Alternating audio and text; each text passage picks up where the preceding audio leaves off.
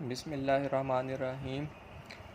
My name is Tayyab Waheed और आज हम शुरू करेंगे एक्सरसाइज टोपोलॉजी की मैट्रिक्स स्पेसेस की फॉर पाकिस्तानी स्टूडेंट्स, जो कि आपके ज़्यादातर बुक यूज़ होती है डॉक्टर अब्दुल मजीद की, जिसका सल्यूशन इस वक्त इंटरनेट पे मौजूद नहीं है। तो इसकी एक्सरसाइज चैप्टर 4 की उसका पार्शियल सल्यूशन की ये वीडियो अपलोड कर रहा हूँ मैं। I hope so it will be helpful to you.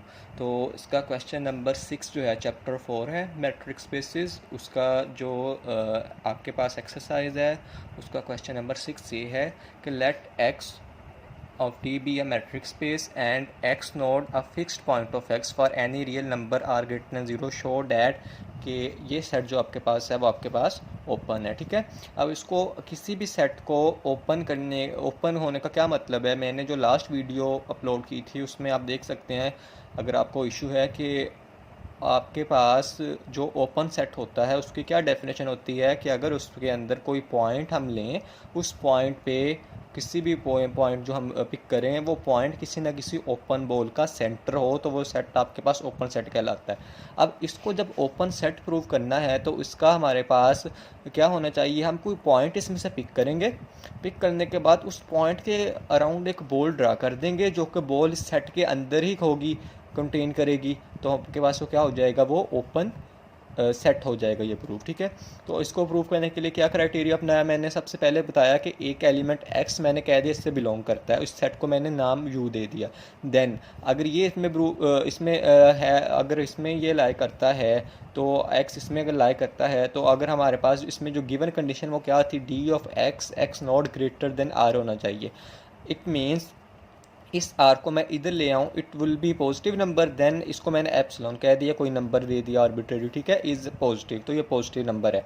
अब मैंने ये शो कराना है कि कोई एक ये एक्स पे मैंने बॉल ड्रा करनी है ना। अब एक्स पे मैं बॉल ड्रा करूँगा और बता दूंगा उस बॉल ड्रा करने के बाद कि उस जो बॉल मैंने ड्रा किया उसके अंदर भी कोई एलिमेंट लूँगा और वो एलिमेंट इस सेट में होगा। अगर ऐसे प्रूव हो गया कि वाई जो उस बॉल में है और ये बॉल किस में है, वो बॉल इसमें से सेट में से बन रही है, तो इट मीन्स कि आपके पास क्या हो जाएगा, वो ओपन सेट प्रूव हो जाएगा।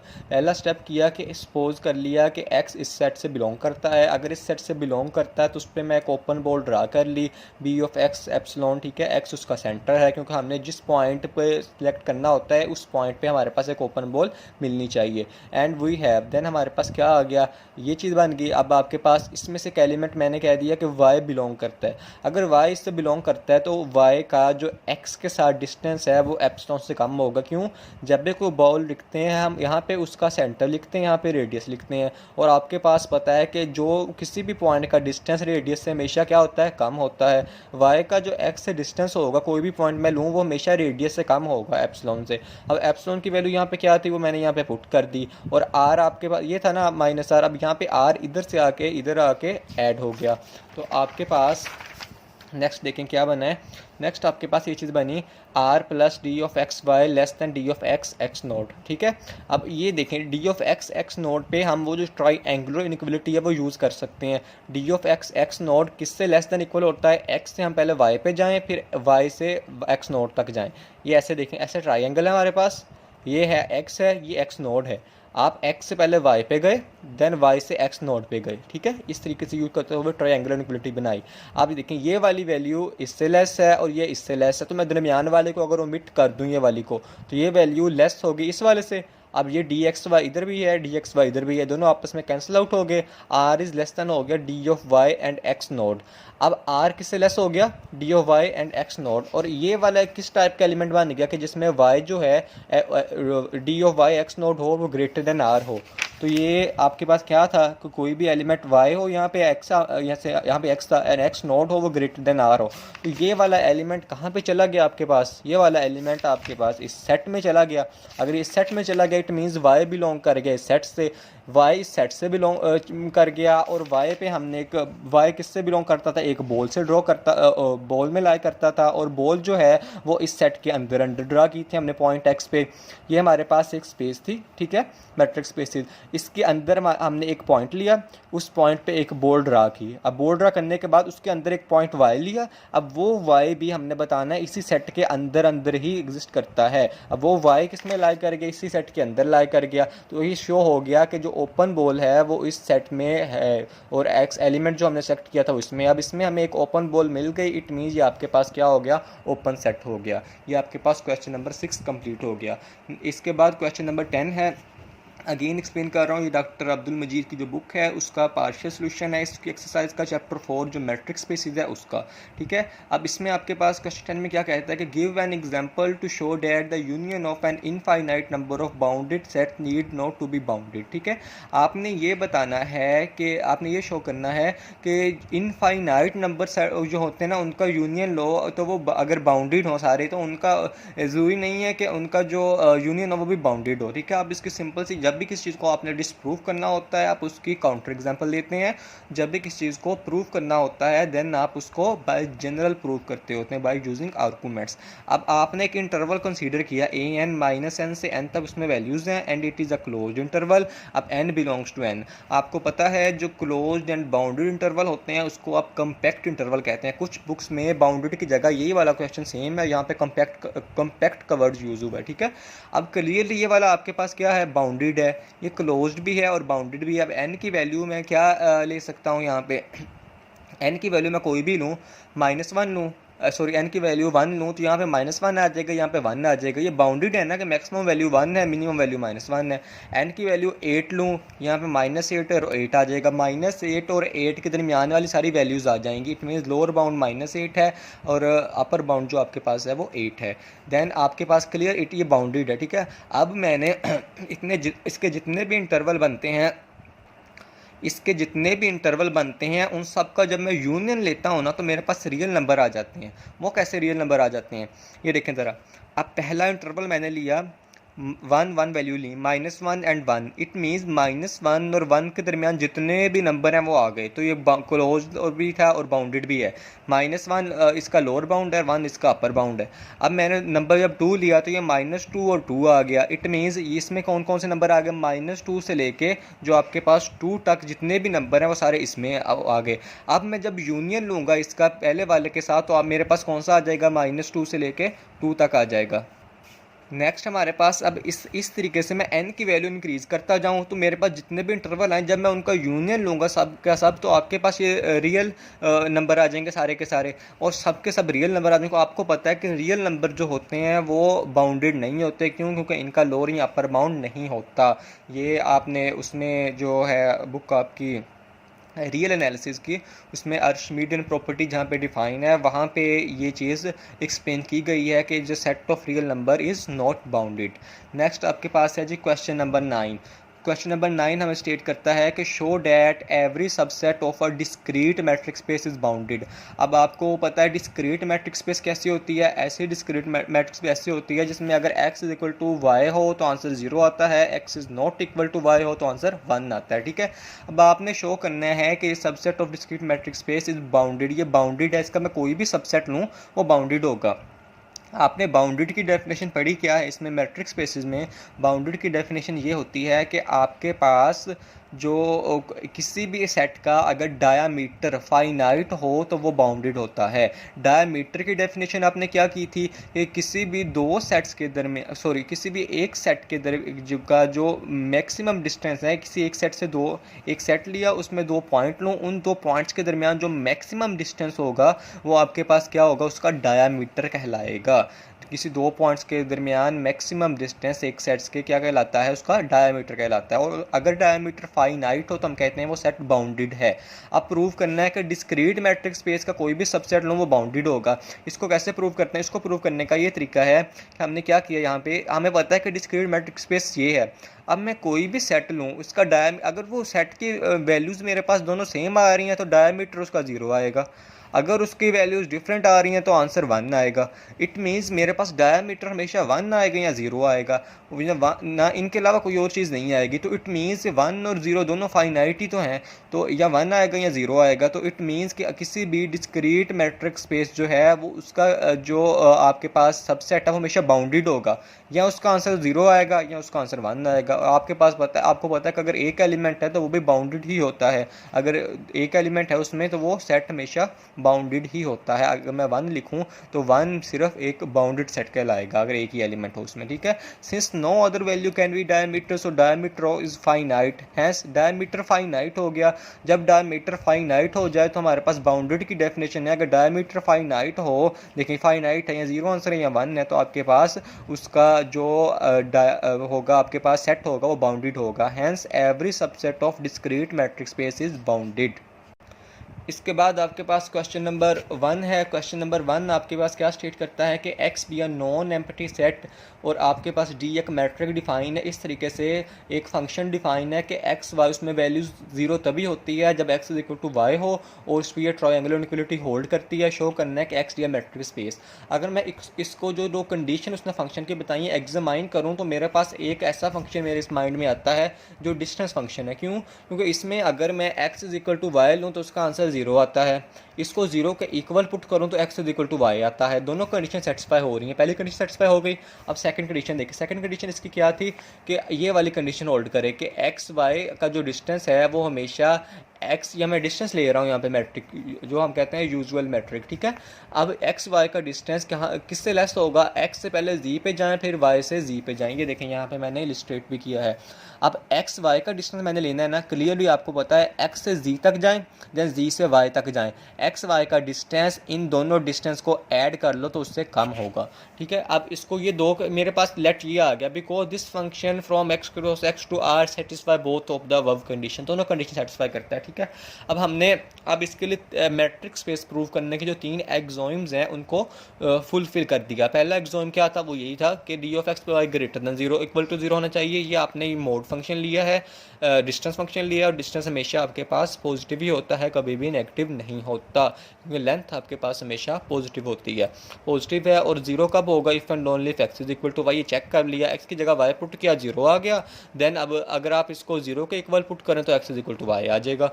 M2 अब सेटिस्फाई किया। M2 सेकंड कंडीशन ये होती है कि x y is equal to y x हो। तो आपको पता है एक्स माइनस वाई डिस्टेंस लें या वाई माइनस एक्स डिस्टेंस लें, दोनों सेम होते हैं। नेक्स्ट ये ट्रायंगुलर इनइक्वालिटी, ये भी मैंने प्रूव कर दी एज इट इज़ जैसे मेंशन था। X minus y distance less than equal to x minus g distance plus y minus g distance, ये आपके पास ट्रायंगुलर इनइक्वालिटी होती है। तो ये आपके पास सोल्व हो गया। नेक्स्ट क्वेश्चन नंबर 2 है कि let x d be a metric space define a function d dash x cross x to are.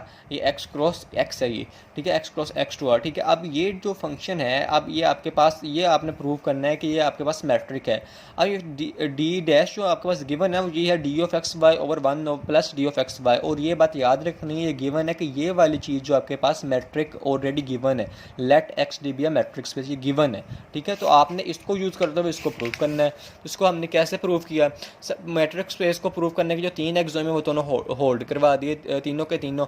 सबसे पहले काम था ऑब्जर्व किया, ऑब्जर्व दैट द फंक्शन क्या है, ये पॉजिटिव है। क्यों पॉजिटिव है? क्योंकि आपको पास d of x y metric है तो ये पॉजिटिव है। अगर ऊपर भी पॉजिटिव है नीचे भी पॉजिटिव नंबर है तो इट मीन्स आपके पास ये पूरा का पूरा एक्सप्रेशन पॉजिटिव है, तो दिस एक्सप्रेशन इज पॉजिटिव। तो पहला एग्जाम होल्ड हो गया।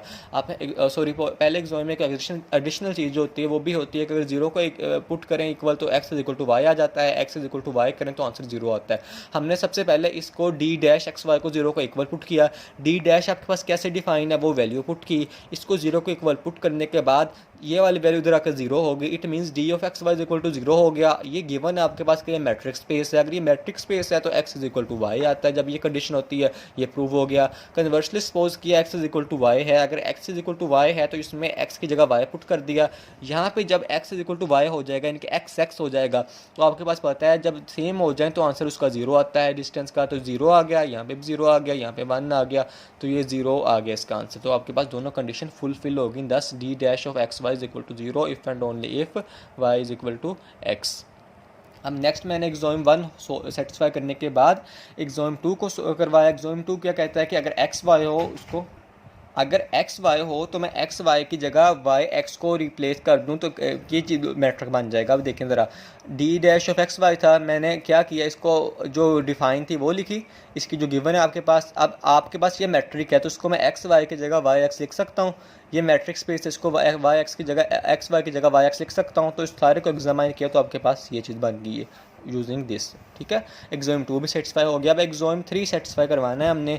एग्जाम 3 सेटिस्फाई करने के लिए हमें क्या चाहिए कि ट्राईएंगुलर इनइक्वलिटी जो है वो डी डैश के लिए भी सेटिस्फाई करे। पहले हमने ये चीज़ एग्जामाइन की, अगर एक्स वाई कोई नंबर हो, जी डब्ल्यू कोई नंबर अगर उससे लेस हो तो हमने क्या किया, इधर डी ऑफ एक्स वाई और d of g W add कर दिया और इधर दोनों तरफ ऐड कर दिया। ऐड करने के बाद इसमें से चीज़ें कॉमन ले ली, डी ऑफ एक्स वाई ये चीज़ बच गई, इसमें डी ऑफ जी डब्ल्यू कॉमन ले लिया तो ये चीज़ बन गई। It means d of x y over 1 plus D of x Y less than equal होगा डी ऑफ जी डब्ल्यू over 1 plus D of g डब्ल्यू के। कब? जब आपके पास d of x Y less than equal to d of g W होता है। अब आपने ऑब्जर्व किया डी आपके पास मैट्रिक स्पेस थी तो d of x Y less than equal to d of x g plus D of g y आपके पास ये चीज़ होल्ड करती है। ठीक है, अगर ये चीज़ होल्ड करती है देन अब आपने इसको कंसीडर किया d dash of x y, d of x y plus ये इसकी डेफिनेशन थी। ठीक है, अब ये वैल्यू, अब इसमें डी ऑफ एक्स वाई की वैल्यू पुट कर दी, ट्रायंगल इनइक्वलिटी लगा दी तो यहाँ पे इनइक्वलिटी आ गई, डी ऑफ एक्स दी plus D of g y हो गया। नीचे भी यहाँ पे वैल्यू पुट करनी, ये चीज़ बन गई। ये वैल्यू लेस दैन इक्वलिटी, अब इसको मैं अलग अलग करके लिख सकता हूँ, ऊपर प्लस है, एक बार ये लिख ली टर्म, एक बार ये टर्म लिख ली। ये बात याद रखना है, हमेशा बहुत से स्टूडेंट्स मिस्टेक करते हैं कि जब यहाँ पे ऊपर पॉजिटिव हो तब वैल्यूज़ अलग अलग होती हैं, अगर नीचे पॉजिटिव हो तो फिर वैल्यूज़ अलग अलग नहीं होती। ठीक है, देन आपके पास ये अलग अलग आ गई ना। अब इसमें से मैं एक टर्म को ओमिट कर देता हूँ, इसमें से जी वाई की टर्म को ओमिट कर दिया, इसमें से जी वाई एक्स जी की टर्म को ओमिट कर दिया, तो ये वाला एक्सप्रेशन इस वाले एक्सप्रेशन से मज़ीद छोटा हो जाएगा, लेस हो जाएगा। तो आपके पास d dash of x y ये वाला एक्सप्रेशन बन गया एक्स जी का, ये जी वाई का। जो थर्ड एग्जाम भी सेटिस्फाई हो गया, हैंस ये हर सारे के सारे एग्जाम को सेटिस्फाई करता है। तो ऑल एग्जाम्स हो आपके पास ये एक मैट्रिक स्पेस है। इसके बाद जी हमारे पास क्वेश्चन नंबर 3 है। तो वो क्या कहता है कि let n be the set of natural number such that कि उसमें आप यूनियन ले रहे हैं इन्फिनिटी, नेचुरल नंबर का सेट है आपके पास, आप उसमें एक नंबर इन्फिनिटी भी यूनियन कर रहे हैं। ठीक है, define a function, function define है। इस तरीके से क्वेश्चन आपके पास है कि for m n in n distance of sorry metric जो डिफाइंड है एन पे वो ये है कि 1 over m minus 1 over n इनका mod, it means 1 over m and 1 over n का डिस्टेंस जो है बिटवीन वो है। और नीचे मजीद डिफाइन है कि डी ऑफ एम इन्फिनिटी हो या इन्फिनिटी पहले हो एम बाद में हो तो 1 बाई एम उसका आंसर आएगा। क्लियर, यहाँ पे आप क्वेश्चन से शो होता है अगर एन की जगह इन्फिनिटी पुट कर दूँ तो 1 बाई एम आंसर आ जाता है, और दोनों की जगह इन्फिनिटी पुट कर दूँ एम एन की जगह तो आंसर 0 आता है। ठीक है, अब मैंने शो करना है मैट्रिक स्पेस है। मैट्रिक स्पेस करने के शो करने के तीनों एग्जाम हमने किए। पहला एग्जाम क्या था कि आपके पास ये हमेशा पॉजिटिव होना चाहिए, क्लियरली ये पॉजिटिव नंबर है तो ये पॉजिटिव आएगा क्योंकि डिस्टेंस हमेशा पॉजिटिव होता है। अब फर्दर हमने प्रूव करना होता है अगर ये 0 हो तो 1 m is equal to n आएगा। जैसे उसमें एक्स वाई था पहले वाले क्वेश्चन में, हमने उनको जब 0 के इक्वल पुट किया डी ऑफ एक्स वाई को तो उसका answer x is equal to y आया। अब इसमें डी एम एन है तो डी ऑफ एम एन को 0 के इक्वल पुट किया तो इसका answer m is equal to n आ गया। Conversely m is equal to n हमने सपोज किया तो आपके पास डी ऑफ एम एन आपके पास 0 बन गया, एम की जगह इनपुट किया तो ये फर्स्ट एग्जाम आपके पास होल्ड कर गया। अब सेकंड एग्जाम क्या था कि अगर एम एन और एक्स वाई था ना उस लास्ट क्वेश्चन में, एक्स वाई के पोजीशन चेंज कर दो तो आपके पास चीज़ जो है वो किस तरीके से डिफरेंट होती है। तो वो आपके पास ये था सेकंड एग्जाम भी होल्ड करना चाहिए कि एक्स वाई वाई एक्स के इक्वल होना चाहिए, d of x y is equal to d of Y x. अब इसमें हमारे पास एम एन है, it means d of m n आपने डी ऑफ एन एम के इक्वल लेके आना है। अब ये देखें इन दोनों पॉइंट्स के दरमियान डिस्टेंस है 1 एम माइनस 1 एन। अब मैं इसको डी ऑफ एन एम लिखूँ 1 एन माइनस 1 एम ऐसे भी लिख सकता हूँ क्योंकि ये दोनों पे मोड है, इनमें से वैल्यू किसी की नेगेटिव या आंसर दोनों का सेम ही आएगा। ठीक है, फॉर एग्जांपल अगर मैं कहता हूँ इस पूरी टर्म का आंसर 5 आता है, इस पूरी टर्म का आंसर 3 आता है तो 5 माइनस 3 आंसर 2 आ गया। आप इसमें फिर करें, इसमें पहले वाली टर्म का 1 बाई एन टर्म का आंसर मैंने कहा था 3 आता है, इसका आंसर 5 आता है, 3 माइनस 5 माइनस 2 आ गया, जब मोड ओपन किया तो आंसर 2 आ गया। एज गिवन, कैसे गिवन था, एम टू इन्फिनिटी था, अगर एन की जगह इन्फिनिटी पुट किया 1 बाई एम आ गया which is equal to 1 over m. इसमें एन की जगह इन्फिनिटी पुट किया माइनस 1 बाई एम आ गया विच इज मोड लिया 1 बाई एम आ गया एज गिवन, जैसे आपके पास क्वेश्चन में गिवन था। नेक्स्ट जी आपके पास इसका थर्ड एग्जाम होल्ड करवाना था ट्राइंगुलर इक्वलिटी वाला, 1 over m minus 1 over n आपके पास था। ठीक है, अब ये आपके पास यहाँ पे इक्वल है, ठीक है, D of m n is equal to 1/m-1/n। अब ये इक्वल है, अब इस चीज़ के पास गिवन है। अब इसमें क्या किया आपने, इसमें आपने 1 + q ऐड भी कर दिया, 1 - q ऐड भी कर दिया। जब आपने इस मोड वैल्यू को ओपन किया तो आपके पास यहाँ पे यहाँ पे आपके पास क्या आ गया, ये जब आप ट्रायंगल इनइक्वालिटी पे मोड ओपन करते हैं तो वो यहाँ पे लेस देन इक्वल का साइन आ जाता है। ठीक है, यहाँ पे बाय मिस्टेक साइन लगे, यहाँ पे साइन नहीं है ना, यहाँ पे ये इक्वल का साइन है, इक्वल है इस चीज़ के, यहाँ पे ये साइन इक्वलिटी इनइक्वलिटी का नहीं आना। ठीक है, इस तरीके से हमारे पास ये थर्ड एग्जाम भी सेटिस्फाई हो गया। थर्ड एग्जाम सेटिस्फाई होने के बाद आपके पास जो है ये एक मैट्रिक्स स्पेस आपके पास ये डिफाइन होगी, क्योंकि तीनों एग्जाम सेटिस्फाई करती है, तो ये एक मैट्रिक्स स्पेस है। क्वेश्चन नंबर 5 है जी, उसमें भी एक इसी तरीके की मैट्रिक्स स्पेस गिवन है कि उसको आपने प्रूव करना है कि वो मैट्रिक्स स्पेस है। उसको करने का क्या क्राइटेरिया है, सिंपल वही क्राइटेरिया है। ये आप देखें क्या चीज़ आपके पास है, डी डैश गिवन है कि min value of d of x y and 1, और डी ऑफ एक्स वाई जो आपके पास वो गिवन है को मैट्रिक्स स्पेस है। अब clearly d of x y आपके पास पॉजिटिव है। क्यों पॉजिटिव है, क्योंकि डी ऑफ एक्स वाई आपके पास मैट्रिक्स स्पेस है। अगर डी ऑफ एक्स वाई वो हमेशा ग्रेटर देन इक्वल टू 0 होगी। इट मीन्स अगर 0 और 1 के दरमियान वैल्यू लूँ, कोई भी मिनिमम उन दोनों में से वो 0 आती है, वो हमेशा क्या होगी, पॉजिटिव ही होगी या इक्वल टू 0 होगी। तो आपके पास फर्स्ट एग्जाम होल्ड कर गया कि it is a greater than equal to 0। अब फर्स्ट एग्जाम का जो एडिशनल चीज़ होती है कि अगर दोनों एलिमेंट सेम लूँ तो उसका आंसर 0 आना चाहिए। दोनों आंसर मैंने सेम लिए, एक्स एक्स लिए अगर डी डैश में, यानी कि मिन of d of x x 1। अब डी ऑफ एक्स एक्स आपके पास मैट्रिक्स स्पेस, इसका आंसर 0 आ गया। मिन ऑफ 0 एंड 1 यानी कि minimum number of in those. तो क्या मिनिमम नंबर है इसमें आपके पास, इसमें आपके पास मिनिमम नंबर 0 है, तो यहाँ पे 0 आ गया।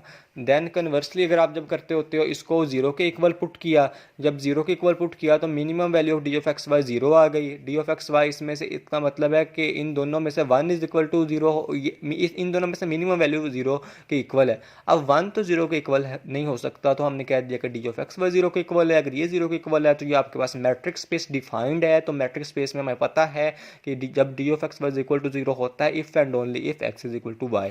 हैंस M1 एग्जाम जो था मैट्रिक्स स्पेस का वो सेटिस्फाई हो गया। अब हम M2 पे आते हैं। M2 क्या था कि अगर एक्स वाई की पोजीशन चेंज कर दो तो उसमें कोई फ़र्क नहीं आता। D dash of x y is equal to min of d of x y 1 था। अब इसमें मैंने अंदर जो डी ऑफ एक्स वाई तो उसकी जगह वाई एक्स कर सकता हूँ। क्यों, क्योंकि ये आपके पास मैट्रिक्स स्पेस डिफाइंड है, गिवन है क्वेश्चन की स्टेटमेंट में। अब इसको जब ऐसे लिख लिया तो ये आपके पास किसकी डेफिनेशन बन गई, d dash of y of x की। सेकंड एग्जाम भी होल्ड कर गया। अब थर्ड एग्जाम था कि आपके पास एक्स वाई और जी कोई एलिमेंट हो एक्स से बिलोंग करते हैं। ठीक है, अब आपने इस पर ट्राइंगुलर इनक्वलिटी प्रूव करनी थी। उसके लिए आपने क्या किया, अगर एक्स वाई आपके पास ग्रेटर देन इक्वल टू 1 है, या वाई जी मैंने कह दिया ग्रेटर देन इक्वल टू 1 है। अगर x y greater than equal to 1 है इट मीन्स कि आपके पास जी डैश एक्स वाई जो वो 1 होगा। क्यों, क्योंकि आपने मिनिमम वैल्यू लेनी होती है किसकी, 0 की और इस चीज़ की। ठीक है, तो आपके पास then d dash of x y आपके पास 1 होगा और d dash of y g आपके पास 1 होगा, क्योंकि आपके पास ये मैट्रिक्स इस तरीके से डिफाइन है, d dash of x y is equal to min value of d of x y and 1। अगर डी ऑफ एक्स वाई आपके पास क्या आ जाती है, वैल्यू ग्रेटर देन 1 आ जाती है, तो इसका आंसर क्या आएगा, इसका आंसर हमेशा 1 नहीं आएगा। क्यों, क्योंकि आपके पास यहाँ पे जो वैल्यू 1 से बड़ी आ जाए, 2 3 4 आ जाए, आपने यहाँ पे फंक्शन क्या है, मिनिमम वैल्यू लेनी है, तो मिनिमम वैल्यू आपके पास क्या आती है, हमेशा 1 ही आएगी। तो जब भी आपके पास d of x y greater than equal to 1 होगा, y g greater than equal to 1 होगा, तो d dash of x y या d dash of y g का आंसर 1 आएगा। देयरफॉर तो यहाँ से हमें क्या मिलता है, d dash of x y इसको ऐड किया प्लस इसको वाई जी वाले को ऐड किया, d dash of x y plus d dash of y g, it is greater than 1। क्यों, ये भी 1 था, ये भी 1 था, दोनों को जब ऐड किया इनकी वैल्यू क्या आ जाएगी, तो value must be greater than equal to 1 होगा, which is greater than equal to d dash of x g. तो कि एक्स जी से आपके पास ग्रेटर होगा, x y plus y g को जब ऐड किया वो आपके पास एक्स जी से ग्रेटर होगा। ठीक है, अब आपने ये चीज़ शो करनी होती है, इसको मैं ऐसे लिख सकता हूँ, d dash of x g पहले लिख दिया, which is less than equal to d dash of x y plus d dash of y g. Now if d of x y, अगर मैंने अब दूसरी कंडीशन शो करवा दी, अब अगर d of x Y less than 1 है और d of y g less than 1 है, अगर आपके पास ये वाली वैल्यू जो है लेस देन 1 आती है, इट मीन्स दोनों में से मिनिमम वैल्यू लेनी थी, जो इसकी जो वैल्यू हुई ना वही वाली आंसर आ जाएगा इसका। ठीक है, then d dash of x y आपके पास क्या बनेगा, then d dash of x y plus d dash of y g आपके पास क्या हो जाएगा, d dash of x y आपके पास वही चीज़ आ जाएगी डी ऑफ एक्स वाई। क्यों? क्योंकि अब आपने हमारे पास आपके पास मैट्रिक ये डिफाइन है ना, आपने इसकी वैल्यू कह दिया लेस देन वन है। लेस देन वन है इट मीन्स आपके पास फंक्शन है कि मिनिमम वैल्यू दोनों में से आए। अब दोनों में से मिनिमम वैल्यू अगर ये लेस देन वन है तो ये वाली आएगी ना डी ऑफ एक्स वाई वाली, तो डी ऑफ एक्स वाई इस चीज़ के इक्वल हो जाएगा। तो आपके पास यहाँ पे d dash of x y plus d dash of y g is equal to आ गया D of x y plus D of y g, which greater than होता है डी ऑफ एक्स जी के, क्योंकि हम आपने ये मैट्रिक पढ़ी हुई है कि this d of x g is less than equal to x y and y g. अब इस पे ये वाली चीज़ टर्म को मैंने ओमिट कर दिया, और ये वाली टर्म आपके पास थी ना, ये वाली टर्म आपके पास किससे लेस थी? आपके पास जब ये वाली एक्स जी की टर्म है वो ग्रेटर देन है डी डैश ऑफ एक्स जी के, अभी हमने पीछे डिफाइन भी किया। जो एक्स जी की टर्म थी वो D dash of x g से ग्रेटर थी, ठीक है। तो आपके पास ये वाली टर्म लेस आ गई। अब ये टर्म अगर लेस आ गई आपके पास, तो ये वाली दरमियान वाली चीज़ मैंने ओमिट कर दी, तो आपके पास ये चीज़ बन गई। तो दोनों कंडीशन पे हमने चेक किया, जब d dash of x y greater than equal to one हो या d dash of x Y less than equal to one हो, दोनों कंडीशन में एक्सोम 3 जो आपके पास है वो होल्ड कर जाता है। तो तीनों एक्सोम होल्ड कर गए तो ये एक मैट्रिक स्पेस है। क्वेश्चन नंबर 4 है जी इस तरीके से, उसमें भी आपने मैट्रिक स्पेस प्रूव करना है। उससे हम कहते हैं प्रोडक्ट ऑफ मैट्रिक स्पेसेस, ठीक है। x1 d1 एक मैट्रिक स्पेस गिवन है कि ये मैट्रिक स्पेस है। इस तरीके से x2 d2 भी मैट्रिक स्पेस गिवन है कि ये मैट्रिक स्पेस है। आपने प्रूव करना है कि d ऑफ x y के दोनों मैट्रिक स्पेसेस का max value of d1 x1 y1 and d2 x2 y2 आपके पास की मैट्रिक स्पेस है। अब आपने इस क्लियरली होल्ड करवा दिए मैट्रिक स्पेस के एग्जाम। आपको पता है x1 d1 आपके पास मैट्रिक d1 भी मैट्रिक स्पेस है, d2 भी आपके पास मैट्रिक स्पेस है, it means it is greater than equal to 0। तो आपके पास उन दोनों की मैक्स वैल्यू भी ग्रेटर देन इक्वल टू 0 होगी। तो एग्जाम 1 आपके पास उसका एक पार्ट सोल्व हो गया। दूसरा, अगर x is equal to Y हो तो आपके पास क्या होगा, d of x y is equal to d of x x लिख दूंगा। It means max value of d of x1 d of x2 वो आपके पास क्या बन जाएगी, डी ऑफ x1 एंड ये बन जाएगी। अब आपके पास जब सेम होते हैं, अंदर वाले दोनों d1 d2 मैट्रिक थे, तो उसका आंसर 0 आ जाता है। मैक्स वैल्यू ऑफ 0 0 वो 0 ही आ जाएगी। Conversely d of x y को 0 के सपोज किया तो max value of d1 x1 y1 d2 x2 y2 0 के इक्वल रखी।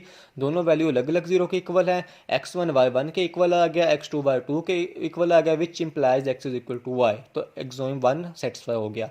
एग्जाम 2 सेटिस्फाई करते होते हैं कि d of x y is equal to d of Y x होता है। डी ऑफ एक्स वाई को लिखा आपने, लिखने के बाद आपने y अंदर उसके d1 जो था आपके पास क्या था, मैट्रिक था, तो आपने y एक्स की पोजीशन चेंज कर दी।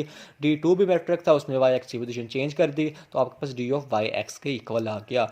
अब आपके पास ये m2 जो था वो आपके पास सेटिस्फाई हो गया। नाउ देन आपने m3 को सेटिस्फाई करना है, ठीक है। वो आपने क्या सेटिस्फाई किया, d of x y is equal to, यहाँ पे आपने m3 लिखना है जहाँ पे नाउ के बाद लिखा है। अब डी ऑफ एक्स वाई आपके पास मैक्स वैल्यू इसकी थी। अब आपको पता है d1 x1 अब मैट्रिक स्पेस है ना ये वाली, तो ये लेस देन इक्वल होगा xg और g1 के डिस्टेंस से जो हम ऑलरेडी कर चुके हैं। ये भी मैट्रिक स्पेस डिफाइन है, तो x2 y2 आपके पास होगा less than equal to x2 g2 plus g2 y2। अगर ये दोनों लेस हैं तो मैं इन दोनों की मैक्स वैल्यू भी लेस होगी, max value of this plus this, max value of this plus this. Then आपके पास यहाँ पे क्या आ जाएगा, आपके पास ये वाला थर्ड एग्जाम जब वो सेटिस्फाई हो जाएगा, hence it is a metric space. तो हैंस ये प्रूव्ड हो गया। ये हम आज तक जितना हमने ये क्वेश्चन किए हैं इसके पार्शियल सोल्यूशन ये आपका कंप्लीट होगी आज की वीडियो।